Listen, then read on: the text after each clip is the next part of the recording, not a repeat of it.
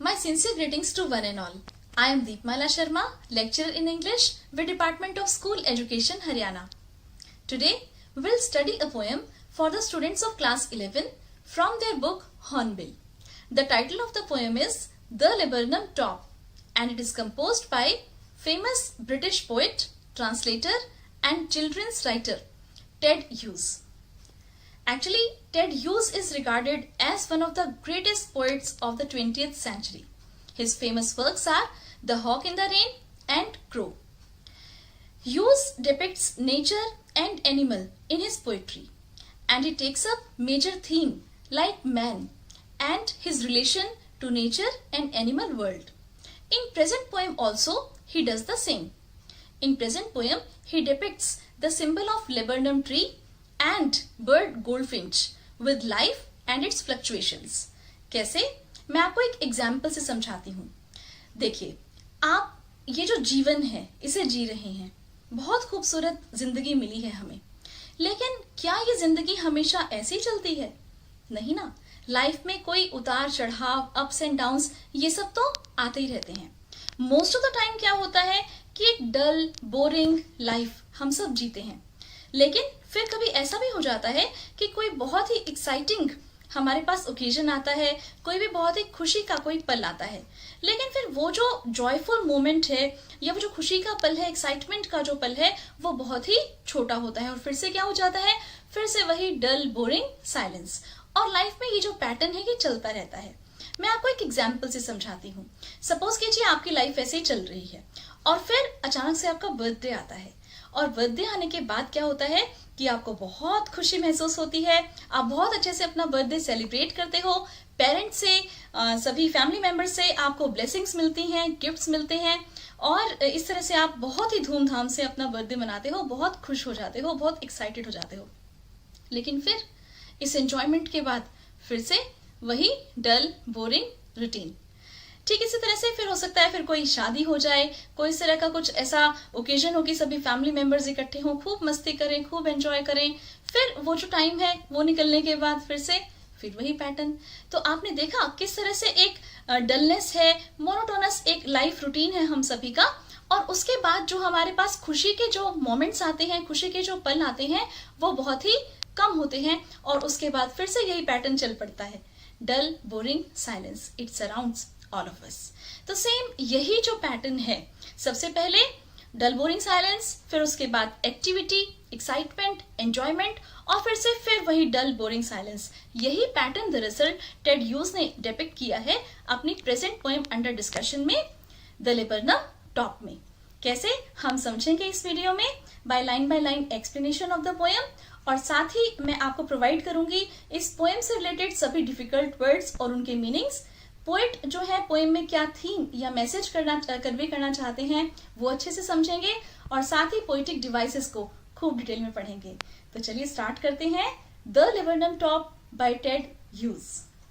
First of all see the title of the poem, the laburnum top. तो poem का जो title है इसमें लेबर्नम बेसिकली एक ट्री का नाम है. It is a deciduous species of trees with yellow flowers that hang in bunches. तो इसके येलो फ्लावर्स होते हैं, पीले रंग के फूल होते हैं and most parts of the tree and its fruits are poisonous. ज्यादातर जो पेड़ का जो पार्ट है वो आप ये सोच सकते हो कि पॉइजनस होता है, यानी कि इसके जो फ्लावर्स हैं, फ्रूट हैं, सभी कुछ एकदम जहरीले होते हैं. नाउ द लेबर्नम टॉप का मतलब क्या हुआ? ये जो टाइटल है द लेबर्नम टॉप, इसका क्या मतलब हुआ समझिए. टॉप का मतलब एकदम highest part. Okay, top of such a tree, the highest part यानी कि सबसे ऊंची जो ट्री की लीव्स हो सकती हैं या ब्रांचेस हो सकती हैं, ओके, या फ्लावर्स हो सकते हैं. मीन सबसे टॉप का जो पार्ट है लेबर्नम ट्री का, उसे यहाँ पर डिस्कस किया है. तो लेबर्नम के बारे में मैंने आपको बता दिया, it is a species of tree. Okay, और दूसरा जो है लेबर्नम, एक और चीज मैं आपको इसके बारे में स्टार्टिंग में बता देती हूँ कि हिंदी में हम लेबर्नम को, मीन्स इंडिया में लेबर्नम को अमलतास का पेड़ के नाम से जाना जाता है. अमलतास का पेड़ आपने सुना होगा.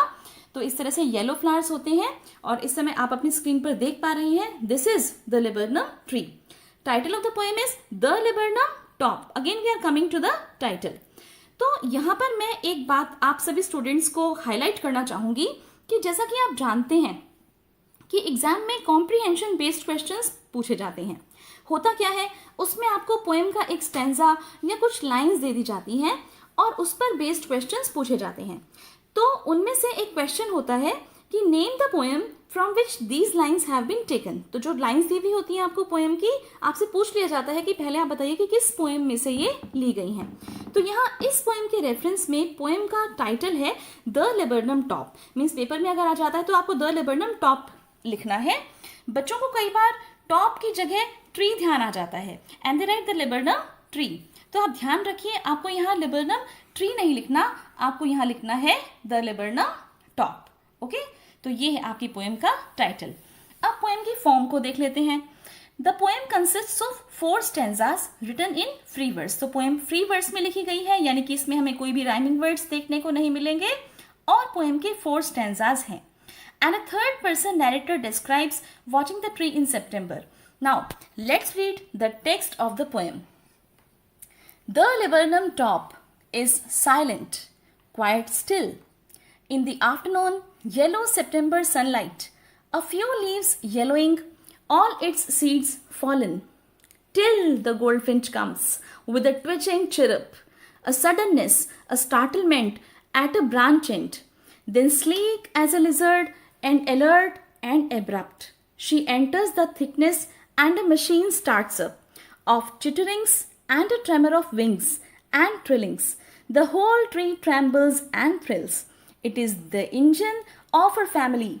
She stokes it full and flirts out to a branch end, showing her barred face identity mask. Then with eerie delicate whistle chirrup whisperings, she launches away towards the infinite, and the laburnum subsides to empty.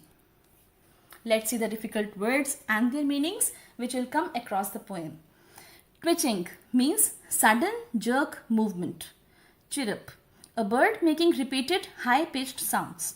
Startlement means feeling or showing sudden shock. Abrupt means sudden or unexpected. Chitterings means to make a chittering sound. Tremor of wings means involuntary vibration of the wings. Trillings, to produce a chirping sound. Trembles, to shake. Thrills, a sudden feeling of excitement. Flirts out means lead on to.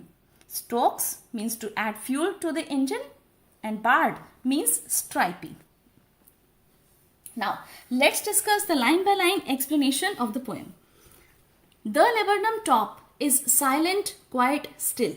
The laburnum top means the highest part of the laburnum tree.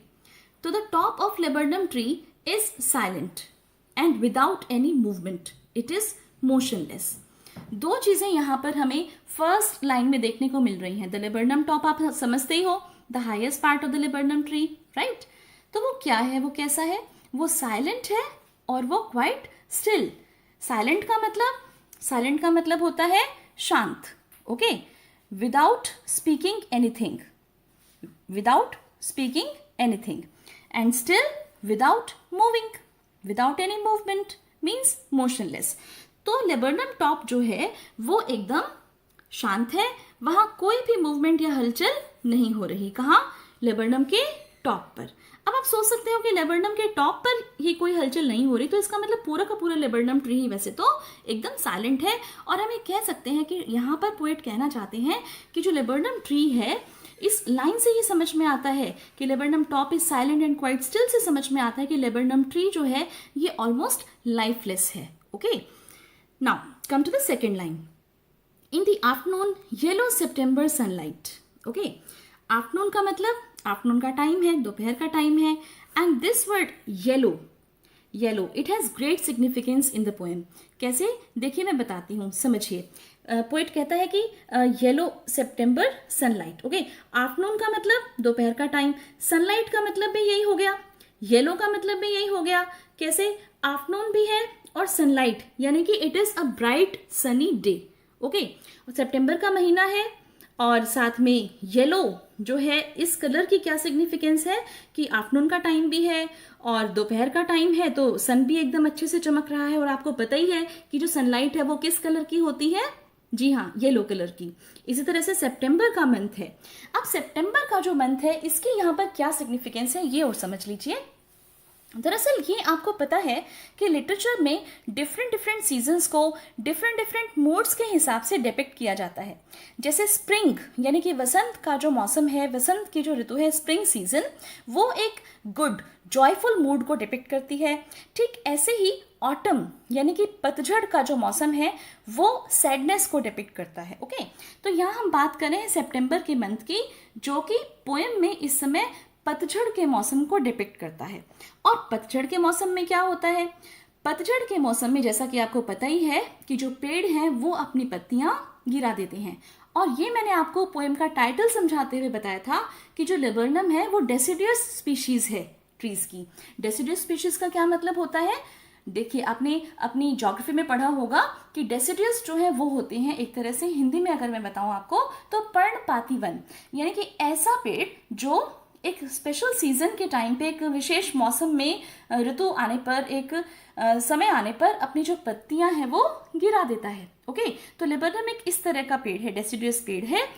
और yellow जो है इसकी significance ये भी बन जाती है यहाँ पे कि सितंबर में यानी कि पतझड़ के मौसम में जब लेबर्नम ट्री से उसकी पत्तियां नीचे गिरती हैं तो उससे जस्ट पहले जो उनकी डिकेइंग प्रोसेस है, जब वो गिरने से पहले एकदम निर्जीव होना, लाइफलेस होना स्टार्ट हो जाती है, तब उनका कलर जो है वो कैसा हो जाता है?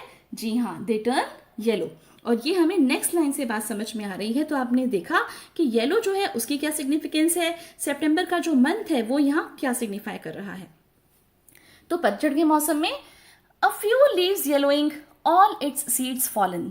तो जो कुछ लीव्स जो है उसके वो अभी येलोइंग मीन्स जो प्रोसेस है येलो होने की वो जस्ट अभी स्टार्ट हुई है, डिकेइंग प्रोसेस अभी स्टार्ट हुई है, और उसके जो सीड्स हैं वो ऑलरेडी नीचे गिर चुके हैं, जैसा कि ऑटम के सीजन में होता है। ओके, अब नेक्स्ट लाइन पर चलिए। Till the goldfinch comes with a twitching chirp. तो कहने का मतलब है कि जो लेबर्नम टॉप है वो साइलेंट है, स्टिल है। कब तक? टिल का मतलब कब तक? जब तक एक गोल्डफिंच जो है, गोल्डफिंच एक स्मॉल छोटा सा येलो कलर का बर्ड होता है, and here the mother goldfinch arrives. Okay, तो मदर गोल्डफिंच कम्स। कब तक वो जो लेबर्नम टॉप है वो साइलेंट है, स्टिल है? आपने पढ़ा ना कि जो हमारा फर्स्ट स्टेंजा है उसमें ये 3 लाइंस गिवन है, लेकिन बात एक ही समझ में आ रही है इसमें कि सितंबर यानी कि ऑटम का सीजन है, येलो सितंबर का मतलब ऑटम का सीजन, प्लस एक बहुत ही ब्राइट और सनी डे है। ओके, और जो पेड़ है उससे पत्ते गिरने स्टार्ट हो गए हैं, कुछ पत्ते जो है उसके वो येलो हो चुके हैं, सभी जो उसके बीज है वो नीचे गिर चुके हैं, और जो the laburnum top is silent quite still, जो टॉप है वो एकदम साइलेंट है, क्वाइट स्टिल है। तो ये कब तक साइलेंट और स्टिल है? जब तक एक गोल्डफिंच नाम का जो बर्ड है वो वहां पर आता है। किस चीज के साथ? With a twitching chirp.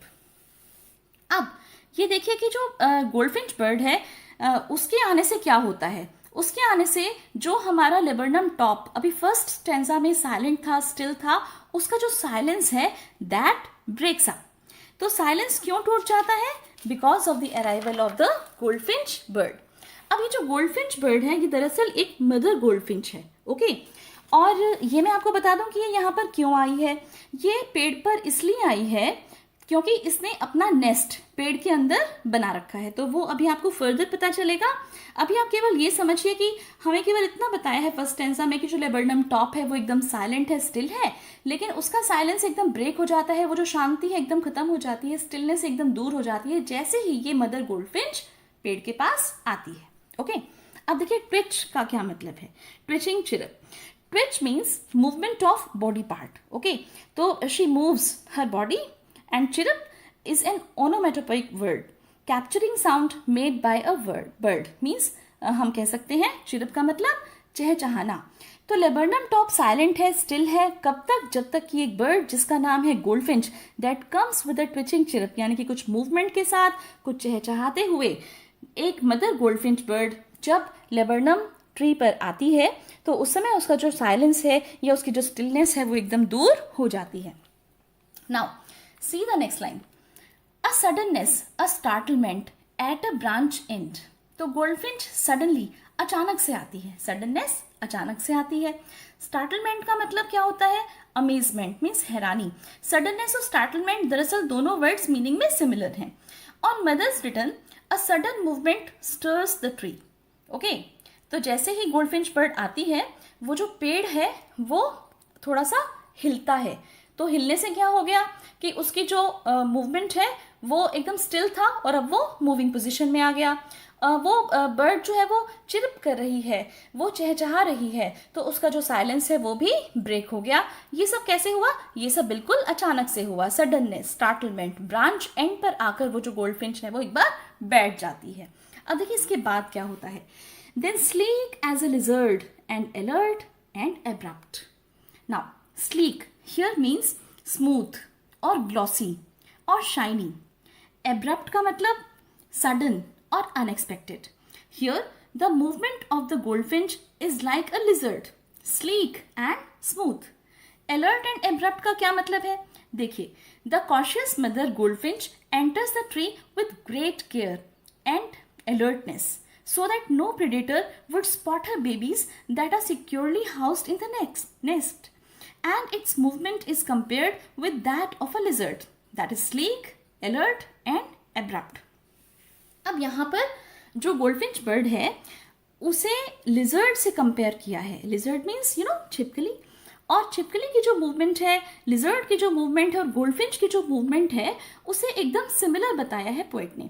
तो यहाँ हम कह सकते हैं कि ये जो फ्रेज है स्लीक एज अ लिजर्ड, यहाँ सिमिली ओके एक फिगर ऑफ स्पीच है सिमिली, जिसमें हम दो चीज़ों का कंपैरिजन करते हैं। तो यहाँ पर जो मूवमेंट है उसे एक बेस लिया है और किन दो चीज़ों को कंपेयर किया है, लिजर्ड का गोल्डफिंच बर्ड से। ओके, तो जो गोल्डफिंच बर्ड है वो जस्ट लाइक एक लिजर्ड चलती है, वैसे ही गोल्डफिंच बर्ड भी एंटर करता है कहाँ पर? थिकनेस में, ट्री की थिकनेस में, पेड़ के अंदर, ब्रांचेस के अंदर एंटर करता है। अभी देखिए कैसे स्लीक स्मूथ एकदम उसकी मूवमेंट है। आपने दरअसल कभी छिपकली को घरों में या कहीं भी चलते हुए भी देखा होगा। ओके, तो कैसे चलती है? बहुत ही स्मूथली चलती है, अलर्ट रहती है, एब्रप्ट यानी अनएक्सपेक्टेड, यानी अचानक से वो किस ओर चली जाए, कहाँ घुस जाए, तो हमें ये पता नहीं चलता। ओके, तो स्लीक एज अ लिजर्ड, इस फ्रेज में मैंने आपको बताया कि एज वर्ड क्योंकि यहाँ पर यूज किया है और साथ में गोल्डफिंच का लिजर्ड से कंपैरिजन किया है, इसलिए यहाँ पर फिगर ऑफ स्पीच सिमिली को यूज किया है।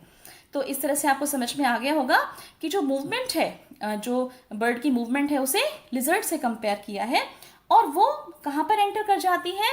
She enters the thickness and the machine starts up. She enters the thickness, तो क्यों पेड़ के अंदर जहाँ पर थिकनेस है, जहाँ पर आप कह लो कि बहुत सारे झुरमुट हैं, एकदम पत्ते बहुत ज़्यादा हैं, थिक हैं, तो वहाँ पर वो एंटर कर जाती है। क्यों एंटर कर जाती है? क्योंकि उसने वहाँ पर अपना नेस्ट बनाया है, मैंने आपको बताया था। And there her little ones are waiting for her. Okay, छोटे छोटे बच्चे हैं उसके जो अपनी मदर की वेट कर रहे हैं। ओके, तो वो एकदम लिजर्ड की मूवमेंट की तरह से स्लीक, अलर्ट, एब्रप्ट क्यों एंटर करती है पेड़ के अंदर? ऑब्वियसली ये तो आप समझ ही गए हो कि नेस्ट है और वहाँ पर उसके बर्ड्स उसका इंतज़ार कर रहे हैं। लेकिन इसका एक और कारण भी है कि वो अचानक से इसलिए अंदर जाती है ताकि कोई और शिकारी, कोई और दूसरे बर्ड्स, कोई ऐसे जैसे जानवर हो सकते हैं या बर्ड्स हो सकते हैं कि उसको कोई देख ना ले कि वो अंदर जा रही है, कि किसी को ये भनक ना लग जाए कि अंदर उसने अपना नेस्ट बनाया है। तो यहाँ पर you can observe the caring nature, the loving nature of this mother goldfinch. Okay, तो एकदम अचानक से, एकदम जैसे छिपकली चलती है, लिजर्ड चलती है, वो भी पेड़ के अंदर घुस जाती है, अलर्ट, एब्रप्ट, एकदम चौकन्नी। Now a machine starts up. अब ये बहुत इंपॉर्टेंट है। तो जो मदर है, mother goldfinch, she enters through the thick branches into the tree. Now as soon as she enters there is activity and movement in the nest. This makes the poet says and a machine starts up. इसकी बात कर रहे हैं हम अब। And a machine starts up यानी जैसे ही goldfinch bird पेड़ की थिकनेस में एंटर करती है, ऐसा लगता है कि मानो कोई मशीन सी स्टार्ट हो गई है। मशीन किस चीज़ की? Machine of chitterings and a tremor of wings.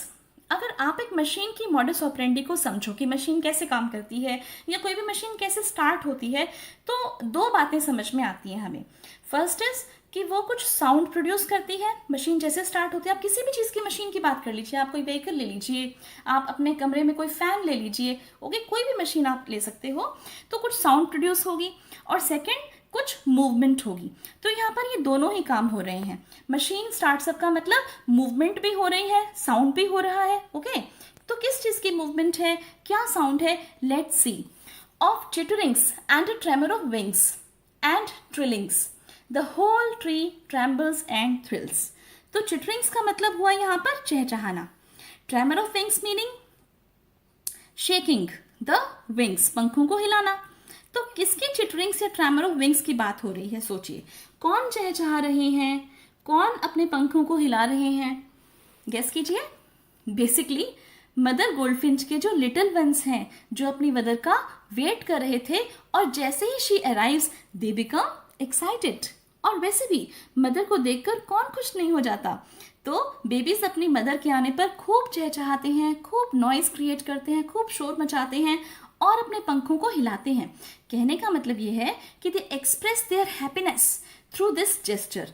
अपने पंखों को हिलाकर, खूब चहचहाकर, शोर मचाकर वो दिखाना चाहते हैं कि yes, mother has come, and they show their love and concern for their mother.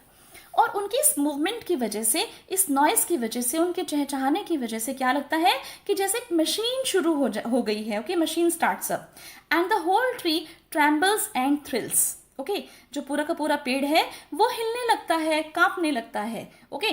तो ये तो मैंने आपको बता ही दिया था, गोल्डफिंच के आने के कारण ही ऐसा हुआ। Otherwise the top of laburnum tree was silent and still, fine. अब ये पूरा का पूरा पेड़ कैसे हिल रहा है? जो आपको पता है लिटिल वंस जो हैं इसके गोल्डफिंच के, वो तो नेस्ट के अंदर बैठे हैं। तो ये पूरा पेड़ कैसे हिल रहा है? अब ये तो आप जानते ही हो कि जो पेड़ है वो पूरा थिकली एकदम, उसके ऊपर बहुत सारे पत्ते हैं, शाखाएं हैं, ब्रांचेस हैं, ओके। अब सभी जो ब्रांचेस हैं वो आपस में एक दूसरे से कनेक्टेड होती हैं, राइट। पेड़ की यही तो खास बात होती है। और सभी शाखाएं क्योंकि एक दूसरे से जुड़ी हुई हैं, तो चाहे कहीं एक जगह पर भी अगर मान लीजिए कुछ मूवमेंट होगी, कुछ हलचल होगी, तो क्योंकि कनेक्टेड हैं सभी ब्रांचेस, तो इसलिए एकदम से आप इमेजिन कीजिए अपने माइंड में कितना ब्यूटीफुल सीन है कि पूरा का पूरा पेड़ अब हिलना शुरू हो गया है। आई थिंक आपको ये मीनिंग क्लियर हो गया होगा। नेक्स्ट लाइन पर मूव करते हैं। देखिए, it is the engine of her family means the mother goldfinch is the driving force that makes the machine run. It is the engine means the bird is just like the engine to the machine. Okay, machine का engine है कौन? वो goldfinch bird. What is the function of the engine for the machine? You know that engine is the main thing. It is the driving force. So here again using metaphor, एक direct comparison use हुआ है, okay? और जो bird है goldfinch, उसका किस चीज़ से comparison चल रहा है? इंजन से। पोएट कहते हैं कि मदर गोल्डफिंच जो है वो इंजन की तरह से है अपने बर्ड्स के लिए, बिकॉज अपने बेबीज के लिए, because she has brought food for them. तो इंजन का काम क्या होता है? मशीन को स्टार्ट करना। यहाँ पर पोएट ने मशीन किसको बोला है? उसके बर्ड्स को, क्योंकि उनकी तो चिटरिंग्स, ट्रेमर ऑफ विंग्स की वजह से वो मशीन स्टार्टअप हुई थी, राइट। ट्रिलिंग्स की वजह से, चहचहाने की वजह से, लाउड वॉइस वो निकालने की कोशिश कर रहे थे अपने गले से, छोटे छोटे बच्चे, तो वो मशीन एक स्टार्ट हो गई थी, राइट। तो वो एक मशीन है, उसके जो बर्ड्स हैं, ओके, लिटिल वंस जो हैं उसके, और जो ये जो गोल्डफिंच मदर है, ये उनके लिए एक इंजन है। और वैसे भी आपको पता है कि इंजन का क्या काम होता है, वो नेक्स्ट लाइन में आपको पता चलेगा। देखिए, she stokes it full then floods out to a branch and showing her barred face identity mask. She stokes it full का मतलब समझिए, she stokes it full. Stokes का क्या मतलब है? स्टोक्स का मतलब वैसे तो होता है to add fuel, but here in the poem stokes का मतलब है कि मदर जो है वो अपने बेबीज को खूब अच्छे से खाना खिलाती है। स्टोक्स इट फुल, खूब अच्छे से खाना खिलाती है, फीड करती है। She provides the fuel means nutrition that the machine means bird's family needs to be energetic. Then flirts out to a branch end, showing her barred face identity mask. Flirts out means move abruptly or jerkily with light steps. Okay? तो babies को अच्छे से खाना खिलाकर वो tree की एक branch के एंड पर, शाखा के किनारे पर आकर बैठ जाती है। Now she is showing her identity, अब बाहर आकर वो अपनी पहचान सबको दिखा रही है। अब कैसे? She shows her barred face identity mask, यानी मैंने आपको बताया था कि गोल्डफिंच के फेस पर बार्ड्स यानी कि कुछ धारियां या स्ट्राइप्स होती हैं। Okay, it is her identity. Otherwise जो कलर है उसकी बॉडी का, उसके विंग्स का, सारे के सारी बॉडी का कलर येलो होता है, केवल उसका जो फेस है उस पर धारियां होती हैं। ओके, तो ऐसा लगता है कि जैसे उसने कोई मास्क वेयर कर रखा हो। प्लस आप ये देखिए कि मैंने आपको येलो कलर की सिग्निफिकेंस बताई थी और उससे हमने रिलेट किया था कि जो लेबर्नम ट्री है उसकी जो पत्तियां हैं वो भी कैसे कलर की हो रही हैं? येलो। प्लस मैंने आपको बताया कि जो बर्ड है उसके फेदर्स कैसे हैं, उसके विंग्स कैसे हैं, पूरी बॉडी कैसी है? येलो। अब केवल अगर मान लीजिए वहां पर कुछ दिखाई दे रहा है तो वो है गोल्डफिंच बर्ड की पहचान। ऐसा लगता है कि उसने अपने फेस पर एक मास्क लगा रखा है of black stripes. Now then with eerie delicate whistle chirp whisperings. अब ईरी का मतलब यहां पर क्या है समझिए। Eerie means in a strange, frightening और मिस्टीरियस वे। डेलिकेट का मतलब आपको पता ही है, soft. Okay, whistle chirp whisperings again means smooth, मतलब बहुत ही सॉफ्ट सी जो आवाजें हैं वो निकालना, कि वो कुछ स्ट्रेंज सी सॉफ्ट सी आवाज निकालती है। And she launches away towards the infinite. तो जो ईरी डेलिकेट विसल चिरप विस्परिंग्स है मीन्स एक मिस्टीरियस सी आवाज निकालती है, अलग सी आवाज निकालती है, बहुत ही सॉफ्ट आवाज होती है उसकी वो। ओके, विसल आप समझते ही हो सीटी की तरह से, चिरप उसका चहचहाना, विस्परिंग का मतलब फिर से धीरे से बोलना। तो एक उसकी जो आवाज है जो उसने निकाली है, चहचहाने की जो आवाज उसने निकाली है, सीटी जैसी जो आवाज निकाली है, उसे एक स्ट्रेंज मिस्टीरियस आवाज बोला है, बहुत ही सॉफ्ट आवाज बोला है पोएट ने। और इस तरह की आवाज करते हुए she launches away towards the infinite. Launches का मतलब यहां पर है फ्लाइज। ओके, और इनफाइनाइट का मतलब sky, means she flies towards the sky, वो आकाश की ओर उड़ जाती है। So after feeding her young ones and making the tree active and full of life, the goldfinch finally flies away towards the infinite vast sky in a mysterious way, and the laburnum subsides to empty. Now this is the last and final line of the poem. Subsides here means returns or reduces in intensity. With the mother bird's departure, the laburnum tree shrinks to silence and emptiness again. Now you try to observe the beginning and the ending of the poem.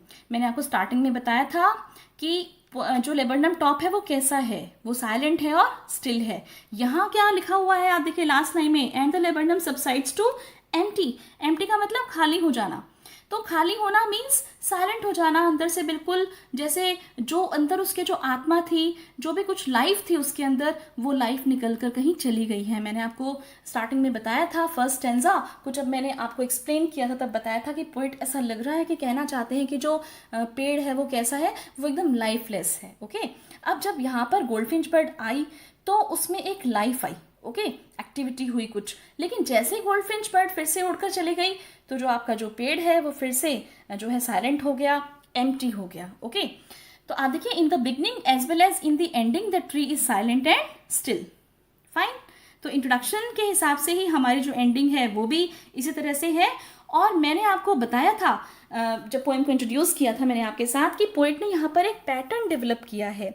The laburnum tree symbolizes the silence and boredom in our life in general. Okay, the goldfinch brings cheer, happiness, and mirth to the tree. When she departs, the tree again becomes silent or empty.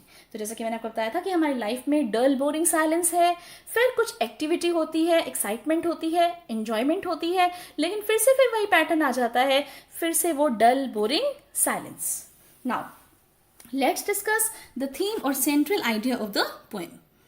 आप चाहे तो notes बना सकते हैं साथ के साथ video को पॉज करके, या फिर आप इसका स्क्रीनशॉट भी ले सकते हैं। It is a beautiful poem in which the poet has used the laburnum tree and goldfinch as a symbol of life and its fluctuations. Here please correct this spelling of goldfinch. E will not come here. Okay. The tree symbolizes the pattern of our life in general, which is usually dull and inanimate. Without the bird, the tree is just like another tree. In other words, it is the attitude of a person towards life that makes life meaningful and worth living. Form of the poem हमने पहले discuss कर ली थी. The poem is written in free verse. Now, let's discuss the poetic devices used in the poem. Simile. In this figure of speech, one thing is compared to another. An example of simile is in this poem is sleek as a lizard. अब simile का मैंने आपको बताया था, हिंदी में इसे उपमा कहते हैं, आपको पता है. दो चीज़ों का जब हम कंपैरिजन करते हैं by using the words as and like, तो यहाँ पर simile यूज हुआ है और sleek as a lizard इस फ्रेज में सिमिली को यूज किया है, डायरेक्ट कंपैरिजन किया है. ओके, अब देखिए डायरेक्ट कंपैरिजन की बात भी कर लेते हैं. मेटाफर में in this figure of speech a word और phrase is used to represent something else. Examples of metaphor in this poem are engine of a family, where engine represents the mother goldfinch, and machine, which represents the nest with its brood of bird chicks. Now we have alliteration.